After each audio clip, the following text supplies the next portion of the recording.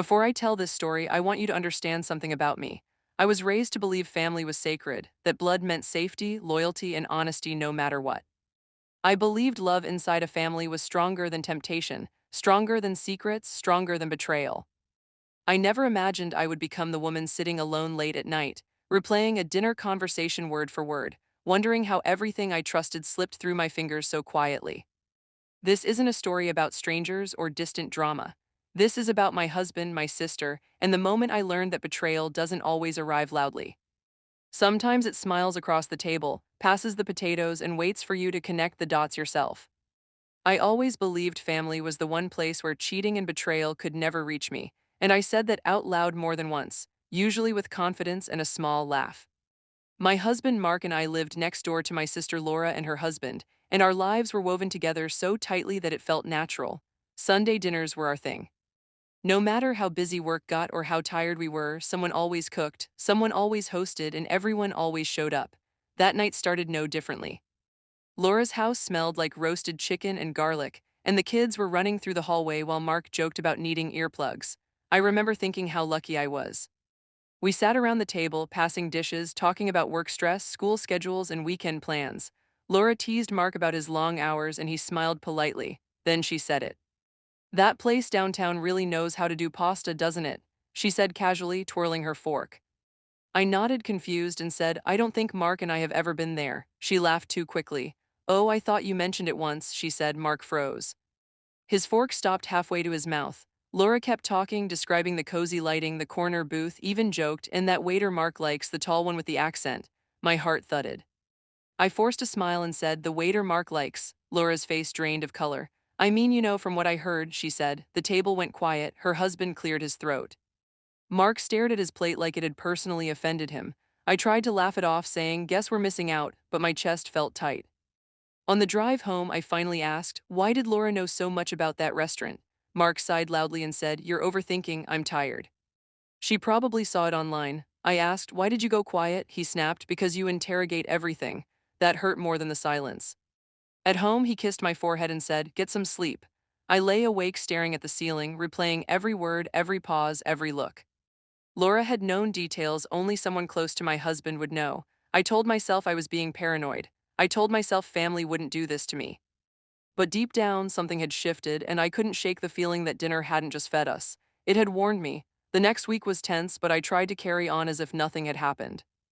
I told myself I was imagining things, that maybe Laura had just overheard Mark mention the restaurant at some point, that I was reading too much into it. But small details kept stacking up. Mark suddenly became protective of his phone. He would take it everywhere, even into the bathroom, and he refused to leave it unattended for a second. Laura stopped dropping by unannounced, something she had done without hesitation for years. At first, I thought maybe life was just busy, but the timing of all these changes felt too coincidental. One afternoon, I needed a recipe for dinner, so I picked up Mark's tablet, figuring it would be faster than searching on my phone.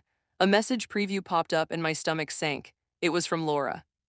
I stared at the text, trying to convince myself it meant nothing, but the words didn't lie. My hands shook as I unlocked the device and scrolled.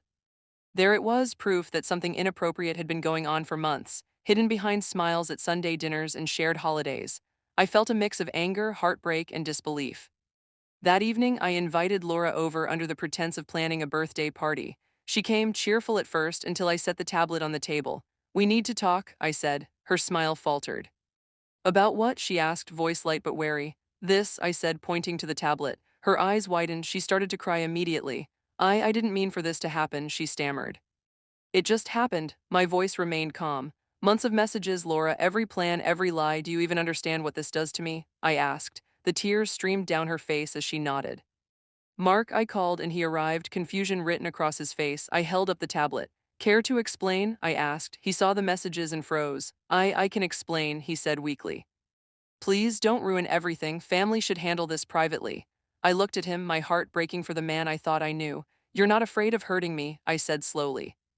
"You're afraid of being exposed." Laura sobbed beside him. "Please, we can fix this," she pleaded. I stayed silent. I had made my decision. I wasn't going to let this end quietly. I knew I had to plan carefully.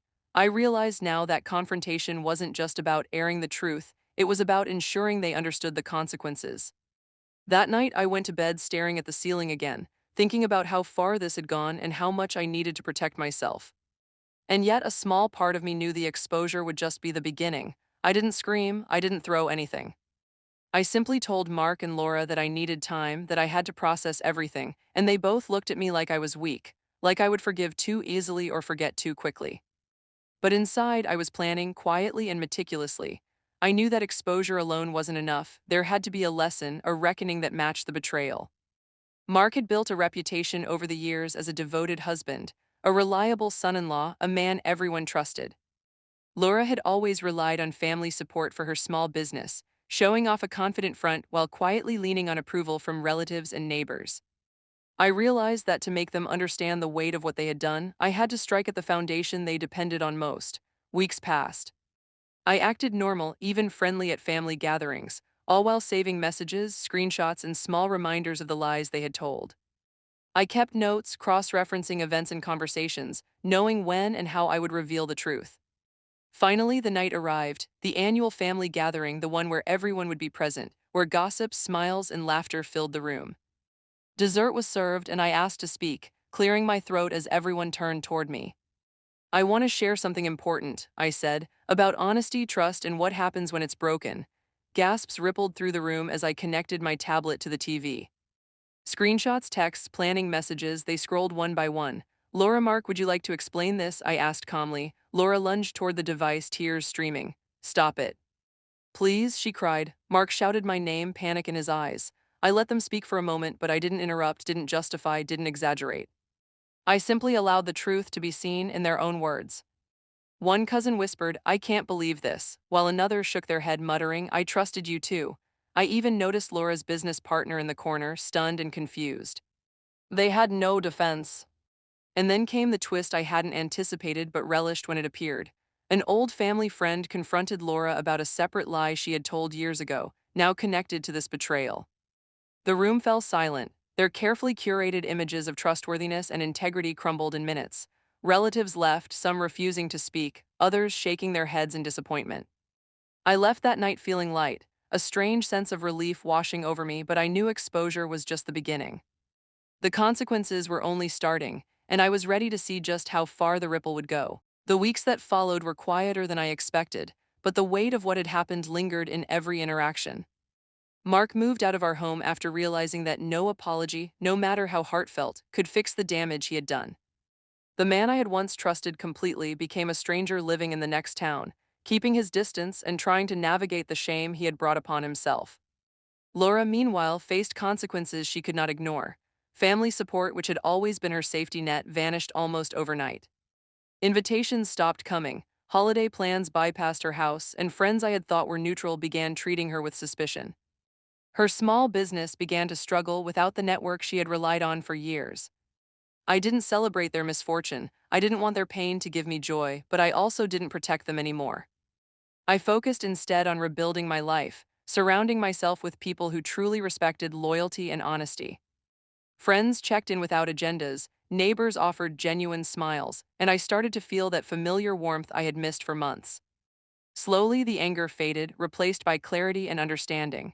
Betrayal hurts most when it comes from those closest to you, but it also teaches a lesson about resilience and self-worth. Mark eventually admitted that the affair forced him to confront who he had become, and Laura stopped reaching out when she realized I would no longer rescue her from the consequences of her choices. I found peace in choosing myself and protecting my values above all else. When the truth slipped out at dinner, it shattered my world, but it also gave me the opportunity to rebuild it on a foundation stronger than any bond that had been broken. Family isn't defined by blood or proximity, it's defined by respect, honesty, and trust, and those lessons are ones I will carry for the rest of my life. Looking back now, I can see that betrayal doesn't always come from strangers or enemies. Often, it comes from those you love the most, and it cuts the deepest. But I also learned that truth has a power that cannot be denied. Exposure, when handled with clarity and composure, can change the course of lives, revealing who people truly are.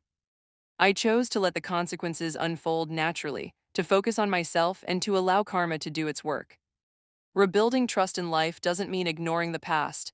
It means learning from it and creating boundaries that protect your heart. My story isn't just about heartbreak. It's about courage, honesty, and the quiet strength that comes from standing up for yourself. Family, I realized, is not about who is near by blood but who shows up with honesty, respect, and loyalty. The truth may slip out in an instant, but the lessons it leaves can last a lifetime.